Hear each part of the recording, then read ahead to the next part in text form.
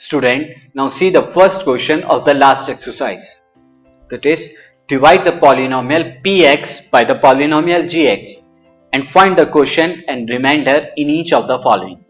Student, यहाँ दो part है क्वेश्चन नंबर 1 के. आपको px को gx से डिवाइड कराना है, क्वोशिएंट एंड रिमाइंडर बताना है. तो सिंपली यहाँ पर हम डिवाइड कराएंगे. सो फर्स्ट क्वेश्चन देखिए, यहाँ px जो गिवन है, px is equal to x cube minus 3x square plus 5x minus 3 and gx जो हमें गिवन है वो है x square minus 2. Now student, यहां पर हम डिवीजन प्रोसेस स्टार्ट करते हैं. डिवाइजर की जगह x स्क्वायर माइनस 2, डिविडेंड की जगह px की वैल्यू यानी x cube minus 3x square plus 5x minus 3.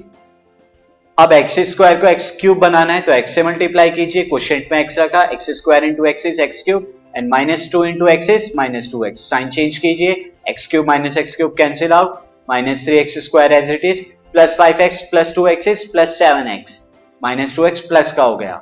Now student, x square को माइनस 3x स्क्वायर बनाना है तो माइनस 3 से मल्टीप्लाई कीजिए.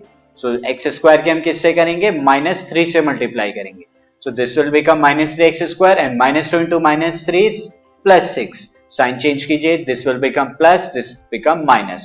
Now this cancel out, 7x as it is, minus 3 minus 6 is minus 9. तो ये हमारा क्या आ गया, रिमाइंडर. यही हम डिवीजन प्रोसेस को एंड कर देंगे क्योंकि देख रहे हैं डिग्री जो है वो छोटी हो गई है डिवाइजर से. तो जब डिग्री छोटी या बराबर हो छोटी हो जाती है तो उससे हम क्या मानते हैं, रिमाइंडर मानते हैं. Remainder Rx is equal to 7x minus 9. ये हमारा कितना हो गया, 7x minus 9. And the quotient कितना था, क्वोशिएंट था x square minus 3, x minus 3. This is the quotient x minus 3. तो यही हमें फाइंड आउट करना.